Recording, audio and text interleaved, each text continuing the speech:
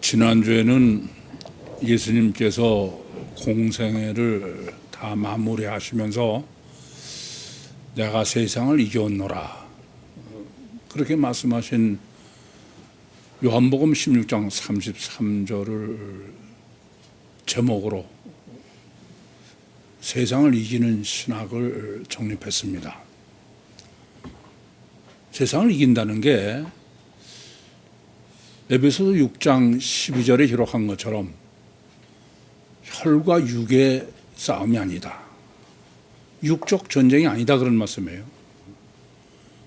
그러면서 하늘에 있는 악한 영들에 대한 것이고 또 정세와 권세 잡은 자들이요 이 흑암의 주관자들과의 싸움이다. 그런데 그 싸움은 육적 싸움이 아니요 영적 싸움이요. 그것은 마귀와의 싸움이다. 그렇게 성경이 규정한 내용을 정립해 드렸습니다.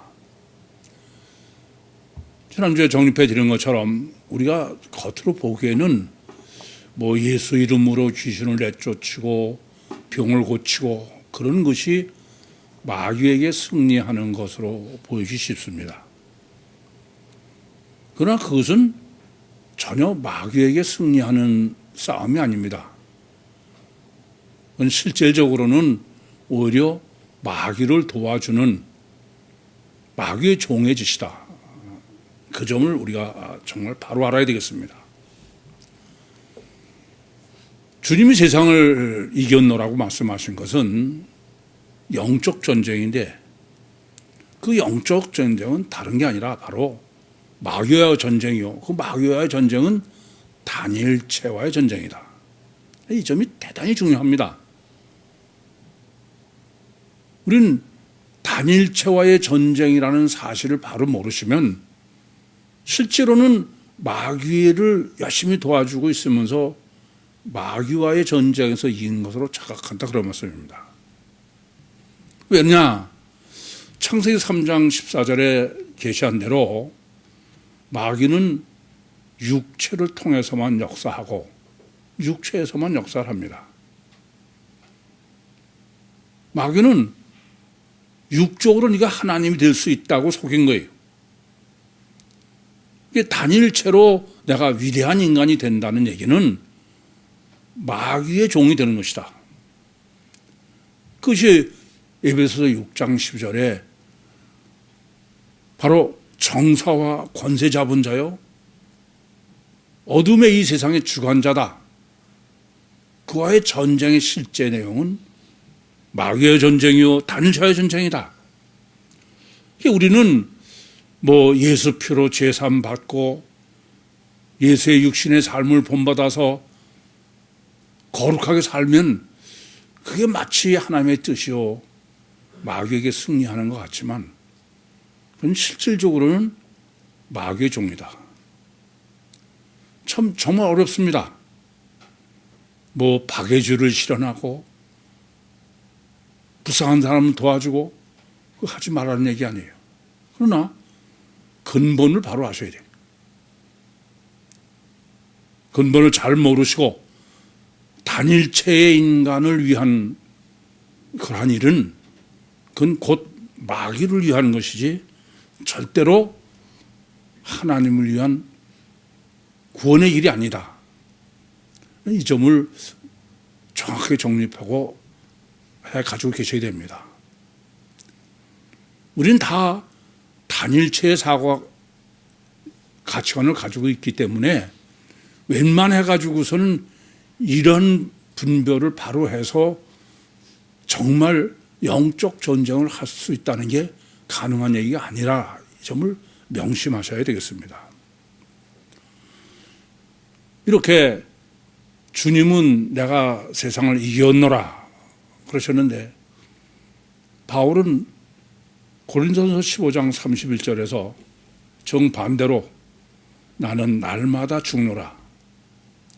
오늘은 그래서 바울의 고백처럼 나는 날마다 죽노라는 제목으로 오늘 본문을 정리하게 된 것입니다.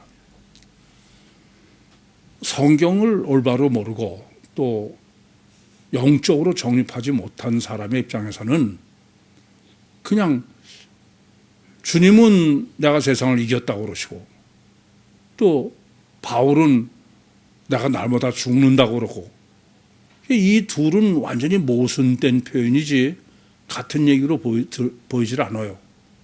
그러니까 제대로 정립하지 못한 사람들이 성경 보면 성경은 모순투성이고 그래서 이스라엘 무협지다 그렇게 평가하는 게 무리는 아닙니다. 하나님의 말씀이라는 것 자체가 성립할 수 없는 그렇게 볼 수 있는 게 당연한 거예요. 그러면 나는 날마다 죽노라 이런 거와 내가 세상을 이겨온노라 이것이 어떻게 모순이 안 되느냐.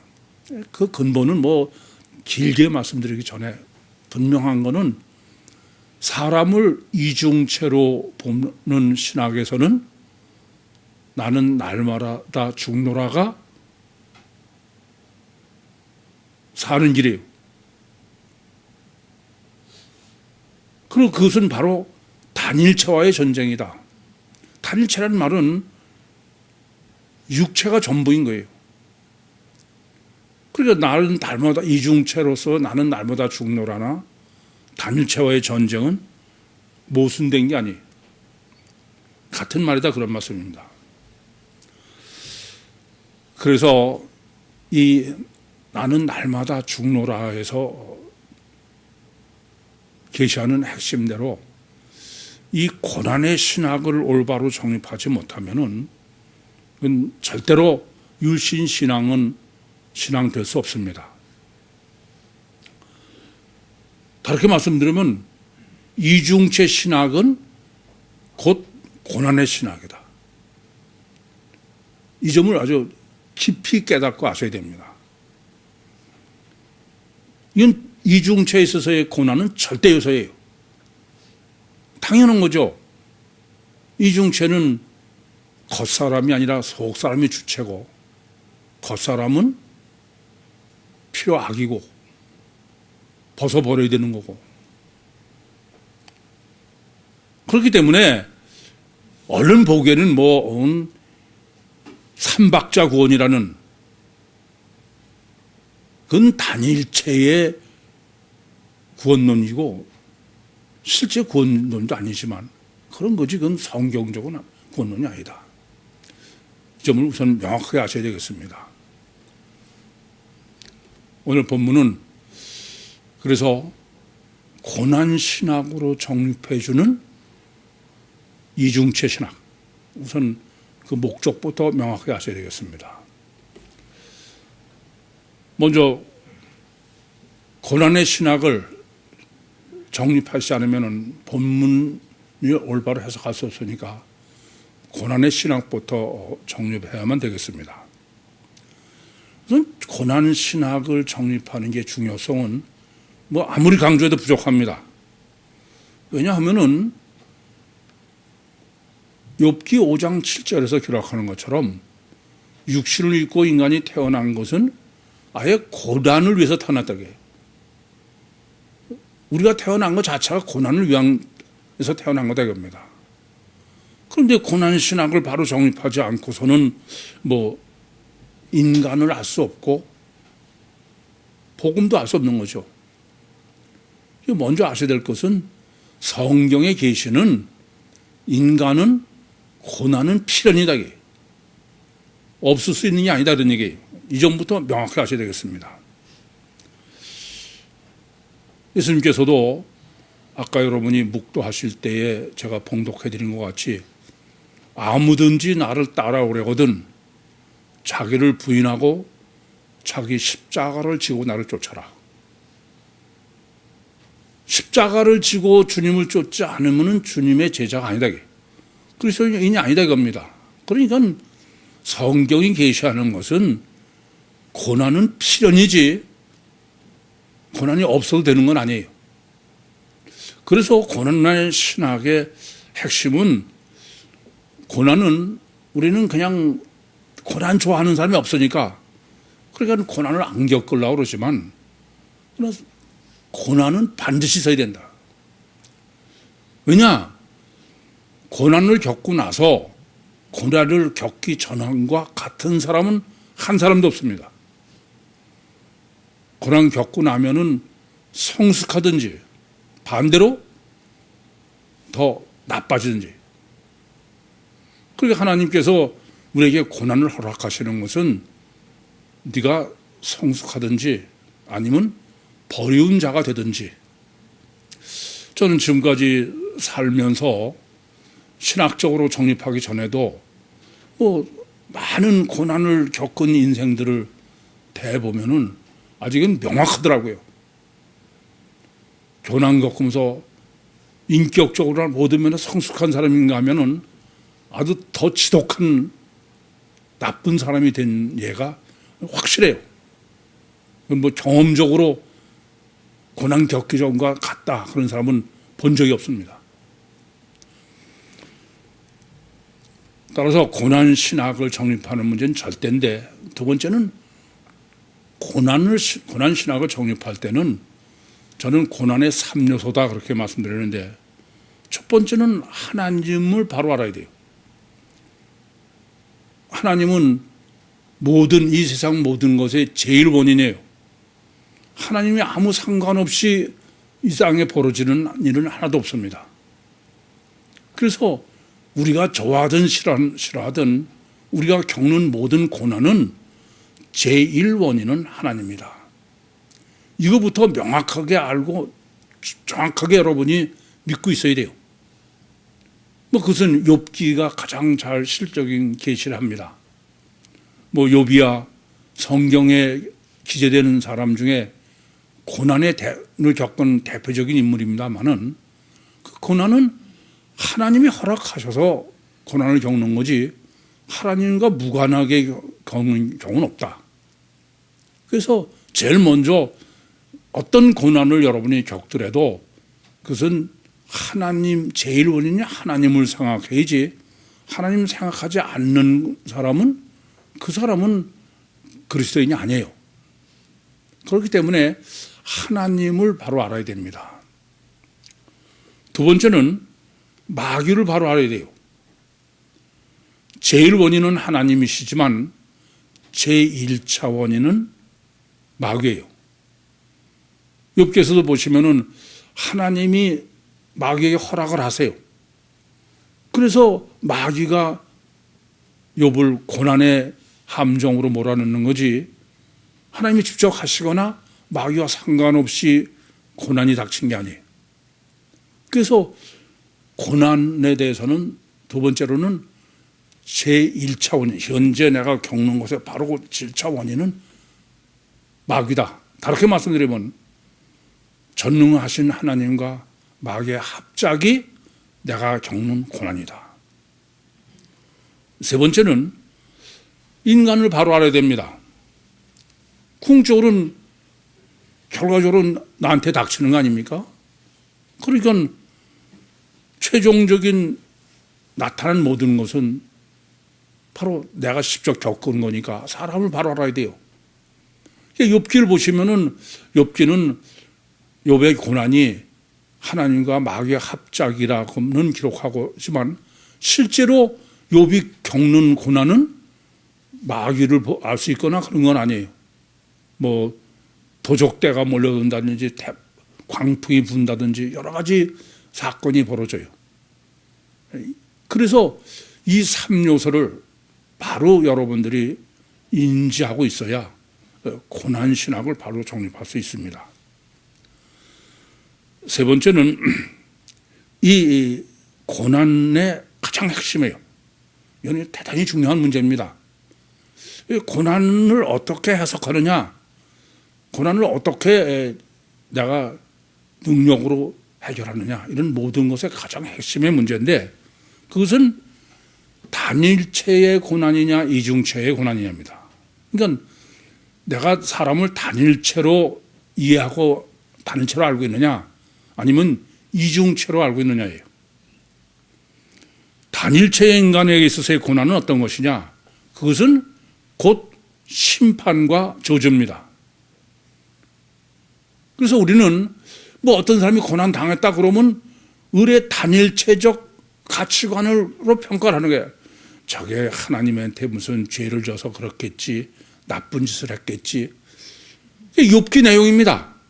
욥과 욥의 친구의 논쟁은 그 욥의 친구들은 단일체로 욥을 보고, 그래 네가 의로우면 네가 그렇게 고난을 당할 리가 없다.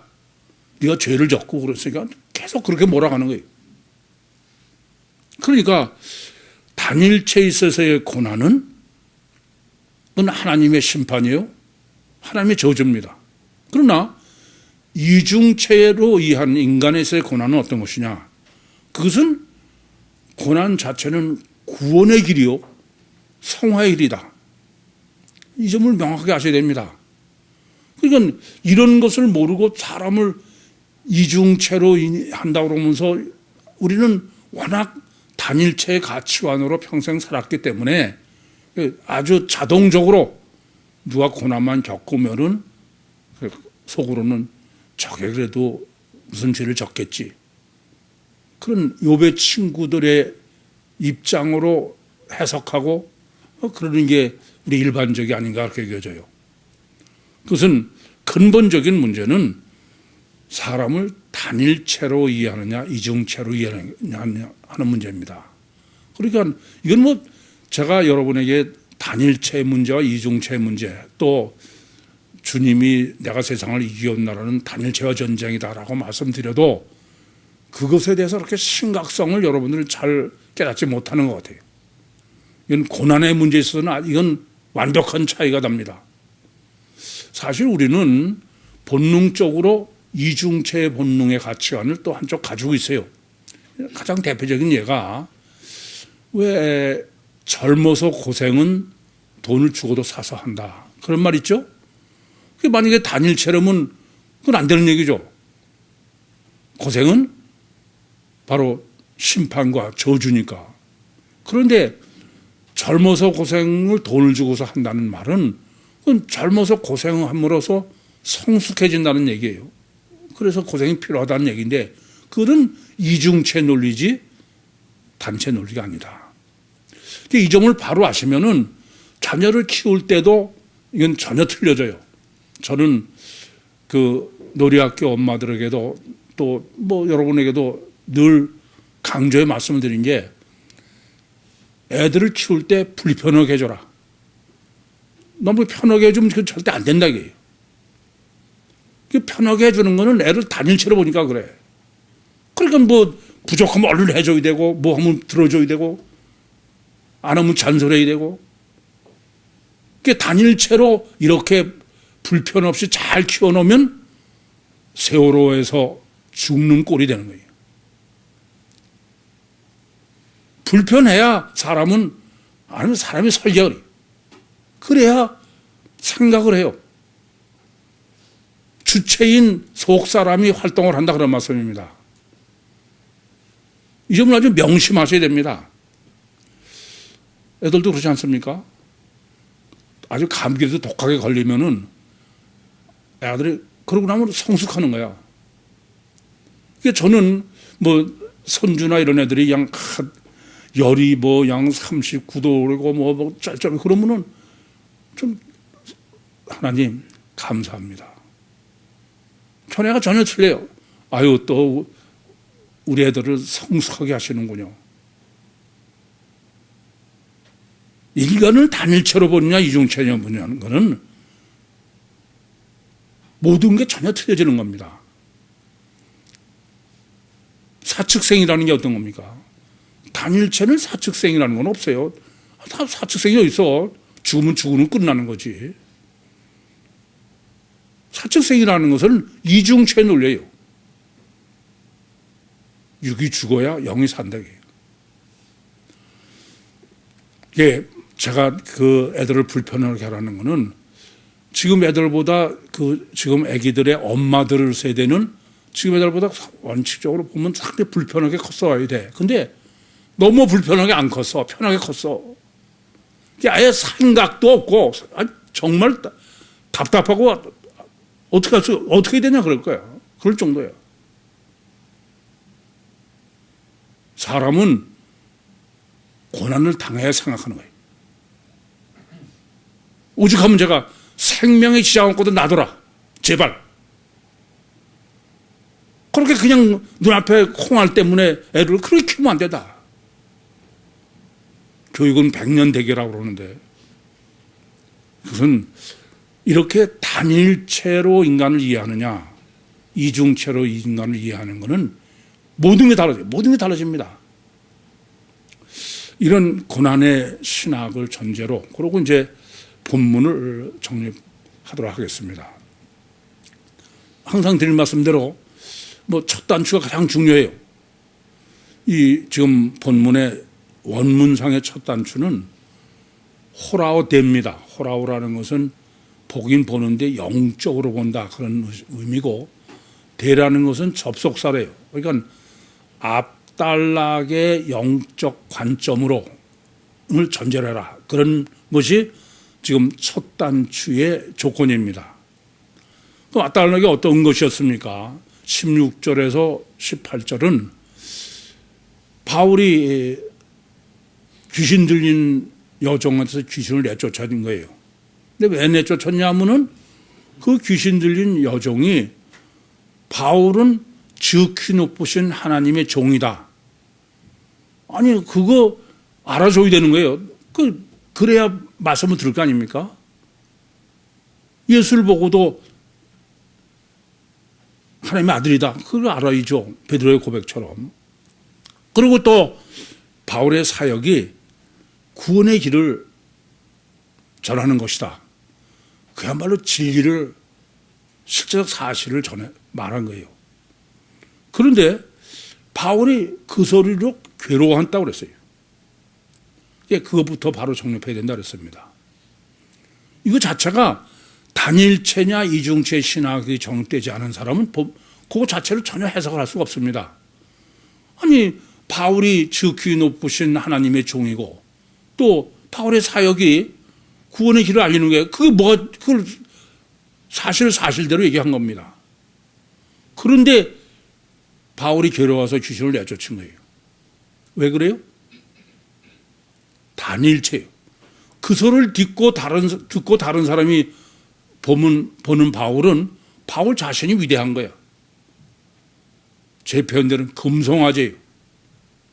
그 단일체와 이중체를 정립하지 못한 사람은 이거 자체를 해석이 전혀 불가능한 겁니다.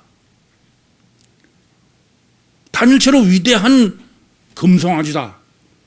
그건 절대 안 되는 거죠. 그것 때문에 마음이 괴로워야 돼. 우리는 위대한 목사고 능력의 종이고 단일체로 위대한 인물이고 이게 얼마나 심각한 문제인지 아셔야 돼요. 가장 근본 문제는 인간을 단일체로 이해하느냐 이중체로 이해하느냐의 문제입니다. 그래서 이 바울이 괴로워가지고 귀신을 내쫓았어요. 그것 때문에 지금 고난을 당하는 것입니다.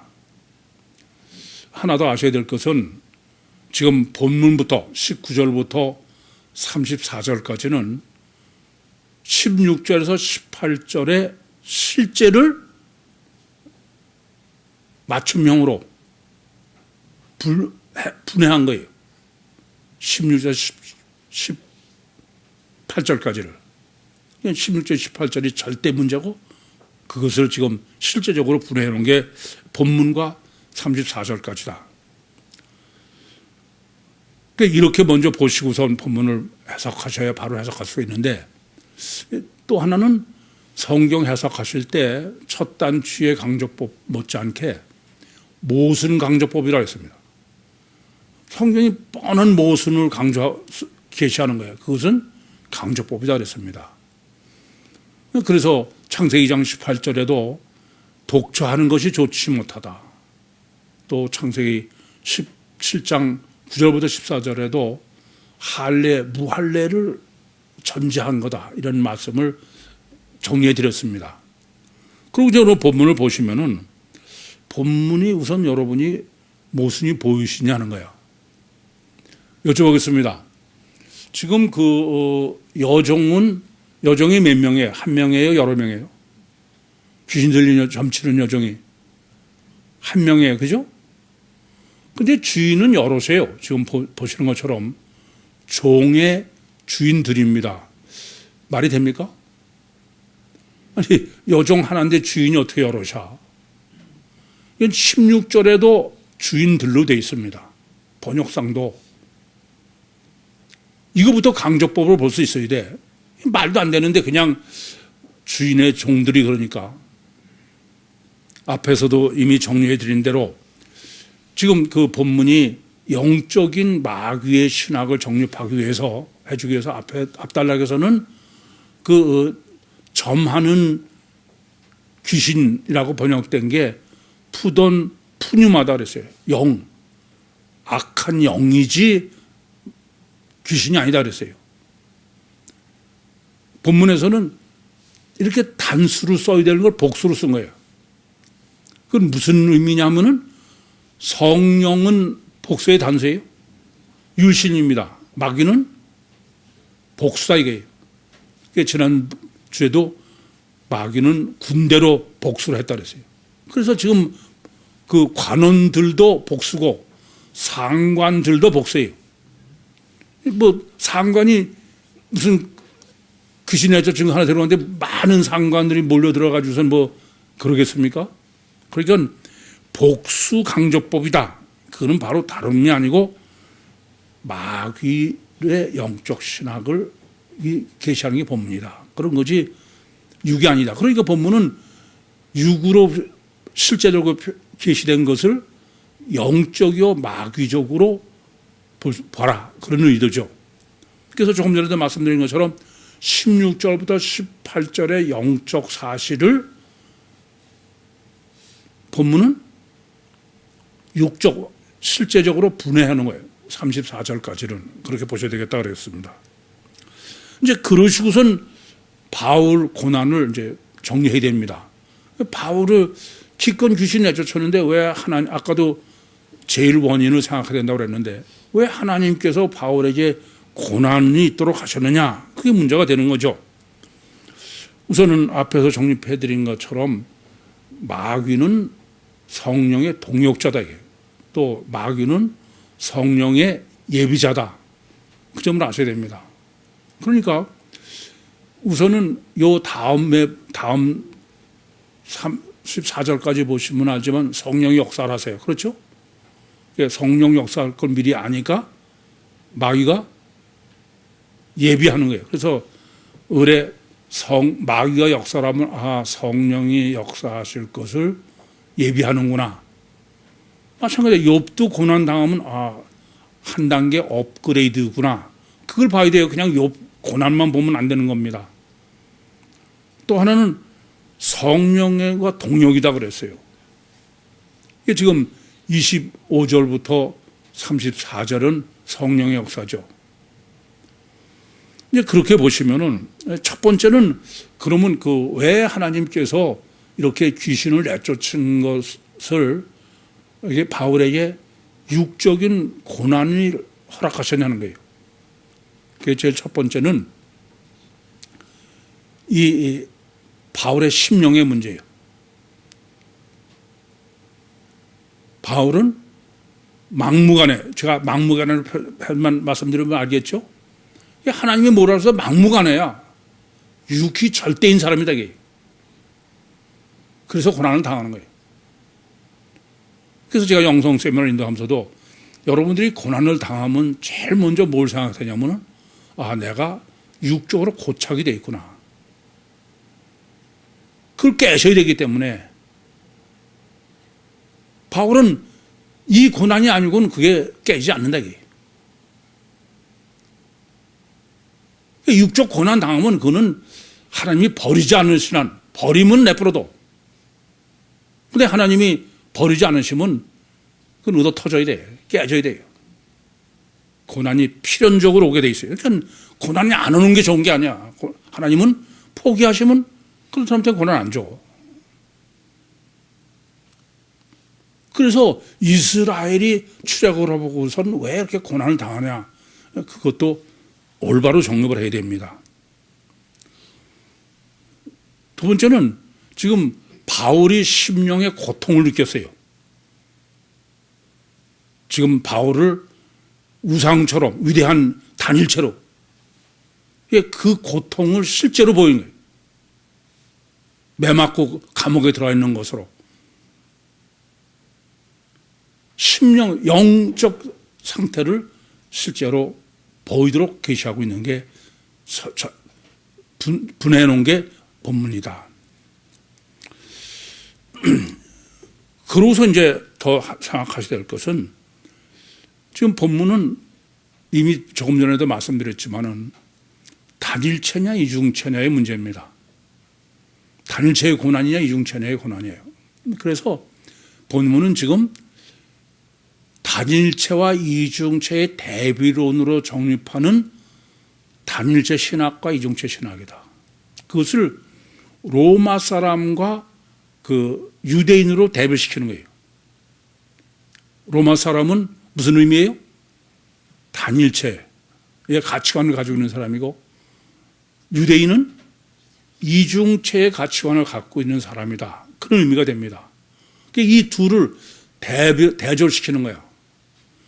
대조법의 강조법을 늘 말씀드린 것처럼 백과 흑을 대조하면은 백은 더욱 백되고 흑은 더욱 흑된다. 그 양쪽 강조법이죠. 그것은 바로 이 지금 마귀 신학이라고 말씀드린 것처럼 성령과 마귀의 대비론이다. 마귀와 성령의 대비론이다. 16절부터 18절도 귀신에 대해서 예수 그리스도의 이름으로 명하노니, 그러고선 성령의 역사로 귀신을 내쫓지 않았습니까? 그것을 지금 다시 정리해 드리면은 로마 사람과 유대인, 단일체와 이중체, 마귀와 성령의 대비론이다. 자, 그러면 이제 21절부터 23절에 그 단일체와 이중체의 대비론부터 정리하도록 하겠습니다. 우선 그 로마 사람인 이 단일체는 이중체인 유대인들의 그 풍속을 받지도 못하고 행치도 못한다는 얘기입니다. 우선 이 점이 대단히 중요한 거예요. 우리가 보기에는 단일체인 사람이 상당히 능력 있고 그렇게 보여요. 그래서 에베소서 6장도 뭐 권세 잡은 사람이니 무슨 정사니 그러지 않습니까? 그런데 지금 본문은 이렇게 얘기하는 거예요. 이 단일체인 자기들은 이중체인 유대인들의 풍속, 법칙이죠. 이중체의 법칙을 받지도 못하고 행치도 못한다는 거예요. 이거 행치 못한다는 헬라어는 엑수시안입니다. 두나미스는 육장 능력을 강조하는 것이지만 엑수시안은 영적이요 육적 능력 다예요. 무슨 말씀이냐면은 이중체의 원리와 법칙은 단일체로서는 영적으로든지 육적으로도 그것을 해낼 능력이 없다. 이 점을 아셔야 됩니다. 단일체는 우리가 보면 대단한 능력 같지만 아니에요. 그건 이중체의 능력으로는 전혀 할 수 있는 건 전혀 못한다. 불가능하다. 이게요. 이 점부터 바로 아셔야 됩니다. 우리는 가장 결과만이 절대고 그러니까 보면 뭐 액션이 크거나 행위 이러면은 잘하는 줄 알아요. 놀이도 뭐 시간 놀이께서 애들이 그냥 뭐 펄펄 뛰는 애 같으면 걔가 굉장히 능력자로 보이지만 전혀 그렇지 않아요. 이거는 아주 임상시험장이에요. 육적으로 강한 애는 전혀 강한 게 아니야. 이 점을 바로 아셔야 됩니다. 그러니까 이중체로서 할 수 있는 능력을 단일체로 할 수 있느냐. 영적으로 육적으로 불가능하다. 이 점부터 아셔야 되겠어요. 그래서 정말 영적 사람을 만들어야 돼. 좀 죄송한 얘기지만은 제가 그런 말씀 드렸죠. 여러분이 이걸 좀 바로 좀 인지하기 위해서 말씀드리면, 감옥에서 조직폭력의 중간 보스가 우리 방에 있었는데, 뭐 그 사람은 그냥 아주 깜짝 놀랄 정도야. 보통 힘도 세지 않아. 근데 뭐 조폭들 밑에 똘마니더라고요. 다 모아 있는 데서 전도사님이 자기보다 강하다고 그러더라고요.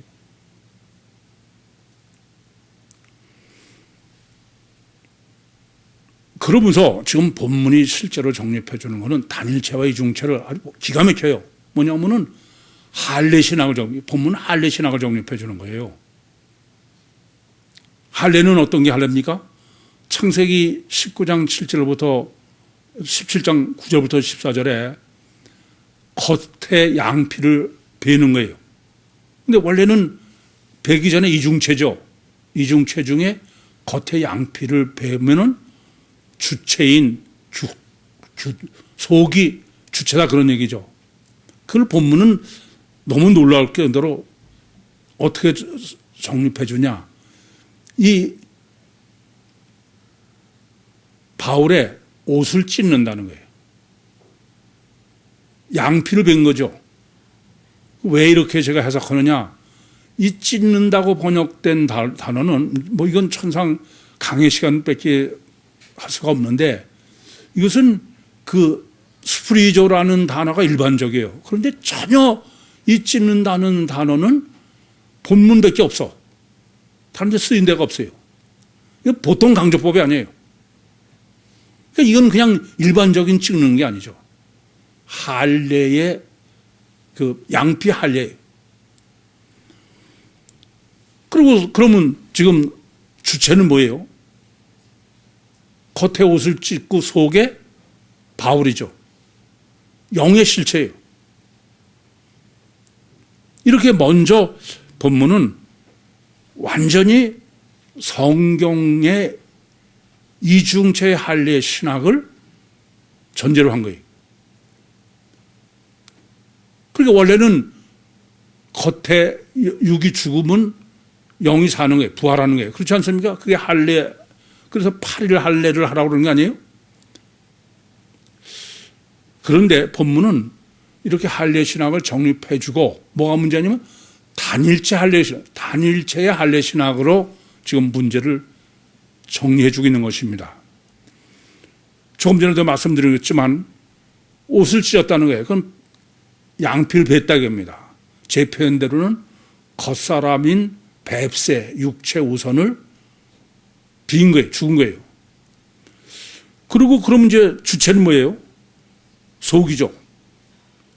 그런데 우선 첫 겉에 양피를 벤 것처럼 겉을 찢었다는 것은 육을 죽였다는 거예요. 그럼 육을 죽이는 목적은 이중체는 안에 영이 살기 위해서야. 그런데 본문은 그렇지 않아요. 속인 바울을 막대기로, 지금 본문은 치라고 되어 있는데 이 친다는 게 헬라어 원문은 또 막대기예요. 이것도 전혀 안 쓰는 단어예요. 몇 번 나오지만. 그러니까 무슨 말이냐면은 속도 죽인 거야. 이게 단일체의 할례 신학은 양피를 비는 것으로 육도 죽이는 거요. 동시에 영도 죽이는 거다. 그게 지금 본문이 단일체의 그 할례 신학으로, 할례 신학부터 올바로 정립해주고 있는 게 본문인 것입니다. 참 놀라워요. 그 21절과 22절은 이와 같이 지금 바울의 그 매를 맞는 것, 뭐 사실 그렇잖아요.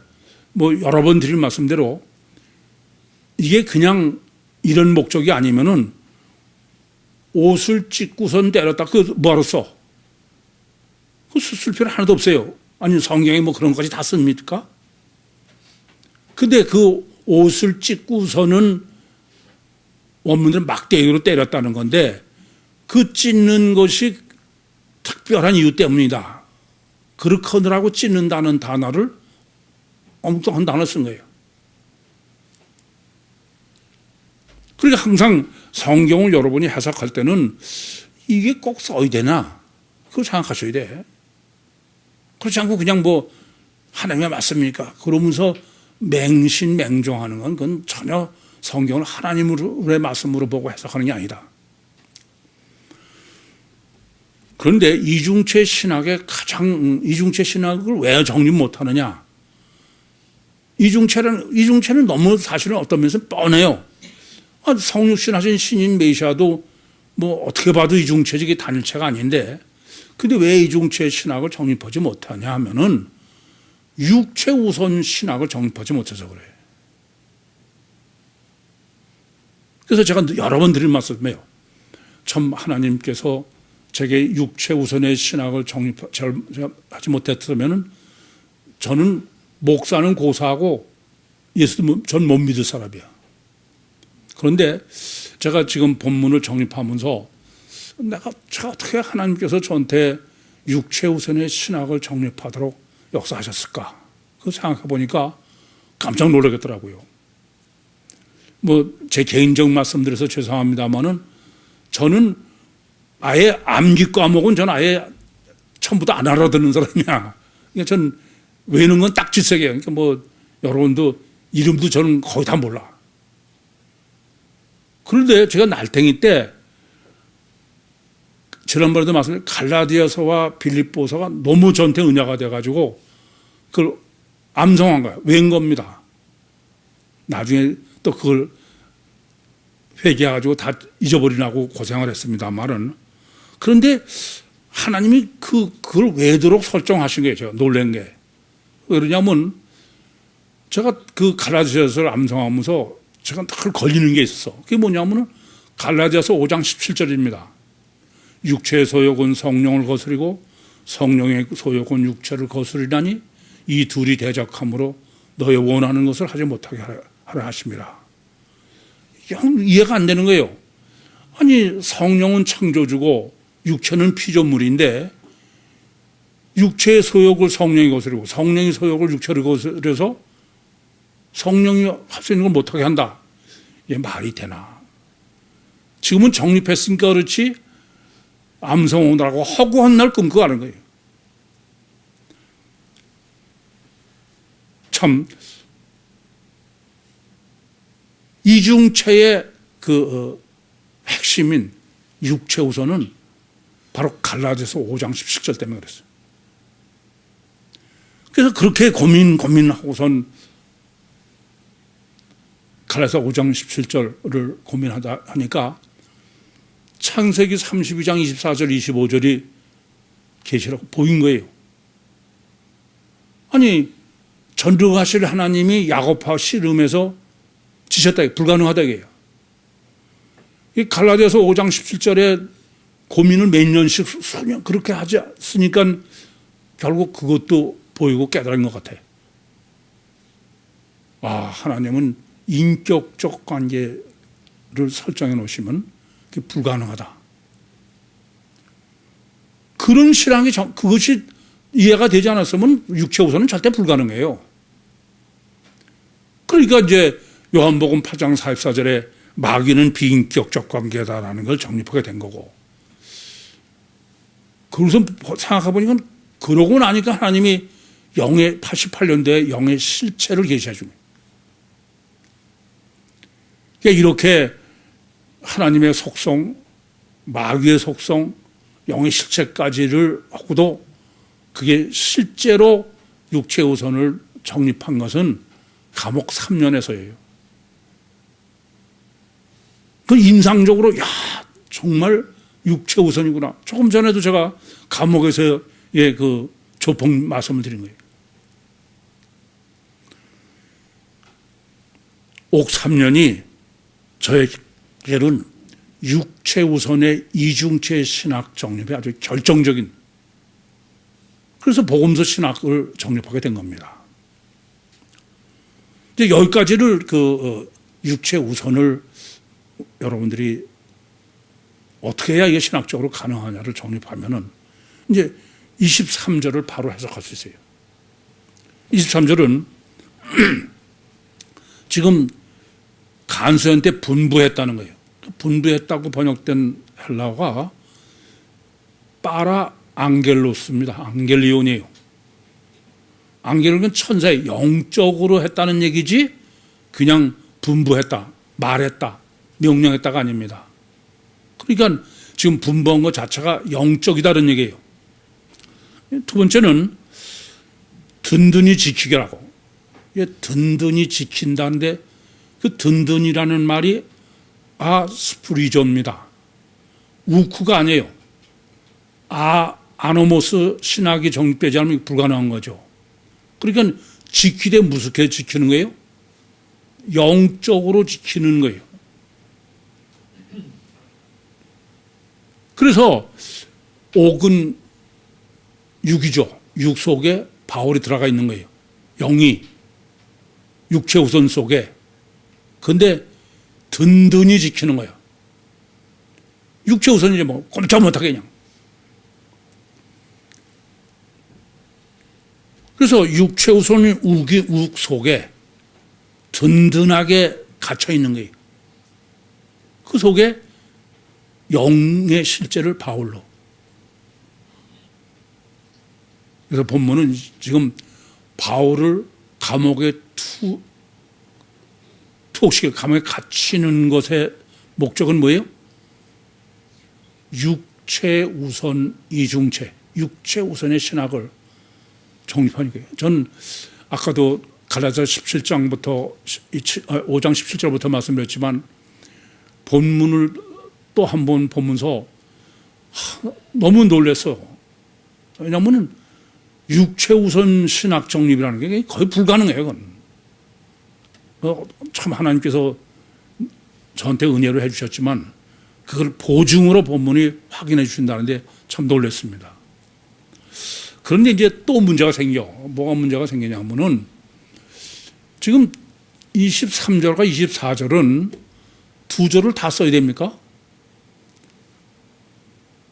24절만 있으면 돼. 23절은 필요가 없어요. 아니 24절만 있으면 당연히 감옥에 갖다 놓고 착고에 채우고 그렇지 않습니까? 근데 23절에 유구선에 정립해 준 다음에 24절에 또 있는 거야. 같은 게. 23절 빼놓고 24절 하나면 둘 다 될 텐데. 이런 고민을 해야 돼요. 예? 또 말씀드리지만 하나님 성경은 이것저것 괜히 다 쓰는 게 아니야. 이건 반드시 둘을 써야만 되는 이유를 생각해야 돼. 계셔야 되는.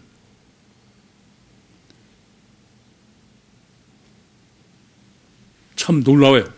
그럼 먼저 23절에 감옥에 갇힌 것부터 다시 정리를 하면 감옥에 갇혔다는 것을 지금 파라 앙겔로.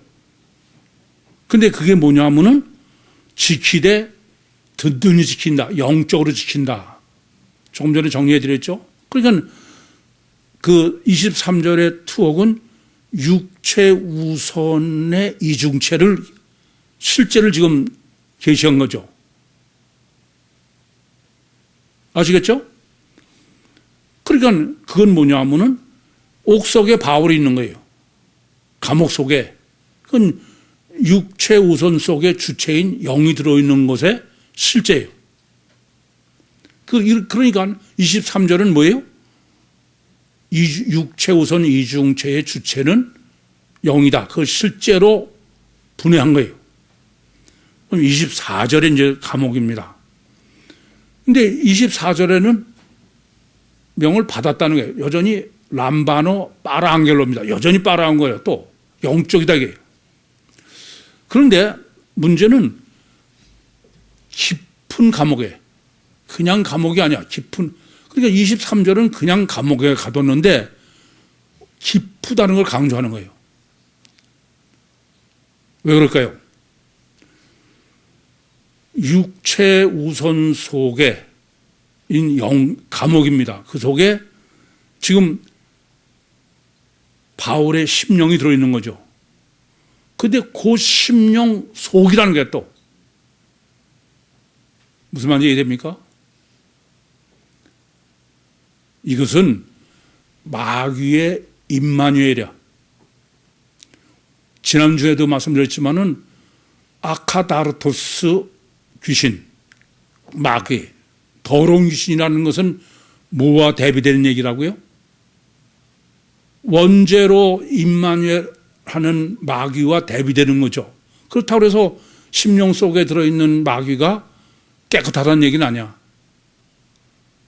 그러니까 뭐 질병을 일으키고 귀신 들리게 하고 뭐 이런 것을 늘 주님은 더러운 귀신아, 아카다르토스라는 거예요.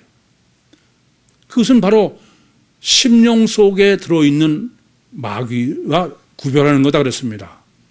본문은 지금 이렇게 인간의 심령 속에 마귀가 들어와 있는 사실을 깊은 감옥이에요. 이해되십니까? 그래서 이것은 원죄가 뭐가 원죄예요? 선악과를 먹었다는 건 마귀가 우리 속에 들어와 있는 거예요. 이것을 정립하기 위해서 앞에서도 푸돈 푸뉴마, 강신무당이라고 그랬죠. 그 강신무당인 악한 영인데 그거는 귀신 들리고서 무슨 거품 흘리고 무슨 이런 거 아니야. 이성이 멀쩡해가지고. 이에 대해 무슨 말씀인지? 그게 바로 강신무당이 원죄의 모형입니다. 그것을 지금 분해하는 거예요, 이게. 이에 대해서 무슨 말씀이지? 그래서 23절에는 감옥에 그냥 가뒀다고 돼 있는데 든든하게, 지금 이 24절은 깊은 감옥이에요. 거기에다가 원죄를 어떻게 또 지금 정립하고 있느냐 하면은 착고에 채웠다는 거예요. 이게 착고라고 번역된 게 23절에서 든든히로 번역된 아프리조입니다. 영적으로 든든하게야.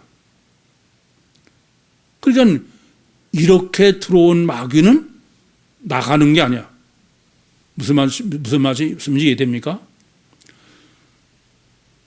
그래서 착고로 발을 채웠다는 거예요. 지금 발이라고 그랬으니까 그렇지, 그게 바울의 사람의 심령의 실제다 그러면 어떻게 돼요? 발을 착고에 채우면은 든든히는 똑같이 아스팔트를 했어요. 그러면은 자유가 없는 거예요. 영의 자유가 없는 거예요. 이해되세요? 무슨 말인지? 원죄는 다른 게 아니에요. 마귀가 우리 심령 속에 들어와서 내 영에 착고를 세우는 거예요. 자유를 없애는 거예요. 그러니까 원죄 신학을 완전하게 지금 분해해 놓은 거야. 아스프리조 포다스, 발을 착고에, 이 착고는 뭐 새어 나무로 이런 거죠. 꼼짝달싹 못하게. 이래요. 손을 묶어 놓으면 돌아다닐 수 있잖아요. 발을 묶어 놓으면 전신이 전혀 움직일 수 없다, 그런 얘기입니다. 완전히 묶어 놓은 거죠. 그러니까 선악과를 먹으면은 하나님과 같이 된다고 그러는데 먹고 난가 겉엔 멀쩡해. 근데 보이지 않는 속 영은 죽은 거예요. 그걸 지금 본문에서는 감옥론으로 23절의 유구선과 24절의 원죄론으로 실제로 완벽하게 정립해 준 거예요. 제가 보면은 지금 지구상에는 이중체 신학도 없고 유구선 신학도 없고 원죄 신학도 없습니다. 본문이 이런 거예요. 지금 바울이 전 세계에 복음을 전하라 해요. 그러려면 뭐가 정립돼야 돼요? 아시겠습니까? 이중체 신학이요, 유구선 신학이요, 원죄 신학을 정립해야 돼요. 그러면서 지금 제가 바울이 나는 날마다 죽노라, 이 점을 아셔야 됩니다. 이 지구상에는 지금 다른 사람이 아니라 이건 바울로 해죠. 누구 하나 원죄가 아닌 사람은 없다 이겁니다. 그래서 로마서 5장 12절에 한 사람으로 말미암아 죄와 사망이 들어왔다 이거예요. 유대인의 순혈이 뭐가 문제입니까? 원죄론이 전혀 정립되지 않아서 그래. 그게 지들이 무슨 순혈인 것처럼. 바울도 이 모양인데. 그러니까 육체, 겉사람은 뱁새고 육체 우선이요. 가셔 결과만이 절대요. 철저하게 자기중심적인 마귀의 기름 부음 받은, 그리고 속은 영이 내 영은 마귀에게 딱 매여 있는 그게 바로 아담 후손이다. 나는 날마다 죽노라는 바로 우리 인간은 육체 우선 이중체다. 그렇기 때문에 겉사람은 죽어야 된다. 마귀는 육만 통해서 역사하니까 예외가 없어요. 아무도 예외가 없습니다. 우리가 제가 보면은 뭐 육적으로 뭐 좀 됐다고 그래서 좀 교만하고 그런 사람은 참 한심한 사람이야. 그래서 제가 단일체는 절대 자랑하면 안 된다. 그건 모래의 지은 집을 자랑하는 거요. 그건 마귀를 자랑하는 거고 우상 숭배를 시키는 거지. 그건 절대 안 된다. 그겁니다. 지금 바울이 괴로워서 귀신을 내쫓은 이유 아닙니까? 그래서 이중체의 그 유구선을 정립하고, 그러면은 고난은 필연인 거예요. 이중체는 안이 살려면 사측생이 다른 거 아니에요. 육이 죽지 않으면 그건 살 수 없게 해놓으세요. 그런 건데 단일체가 돼가지고 그건 안 되는 거예요. 단일체면 고난은 그것은 저주죠. 이중체의 고난은 바로 성수교 구원의 조건이다. 그것이 사측생이다. 바로 이런 진리를 주님 자신이 육체 우선 이중체로 이 땅에 오셔서 육체 우선은 십자가에 죽으시고 주체인 하나님은 육체에서 일탈하셔서 부활하셔서 승천하셨다가 삼일체 주님으로 계시면서 보혜사로 이 땅에 내려보내셔서 믿음으로 육체를 부인하는 심령 안에 마귀가 임마누엘 하는 것처럼 임마누엘이 있기 때문에 오직 보혜사로 임마누엘 하셔서 그렇게 해서 우리를 교회로 구원하시는 게 하나님의 뜻이고 소원이고 주님의 목적이에요. 바로 로마 사람들이 유대인을 지금 풍속을 쫓지 못하고 그런 것처럼 성령으로 거듭나고 속 사람이 사는 것은 우리가 얼른 보기에는 육인 강한 사람이 강자인 것처럼 보이지만 아닙니다.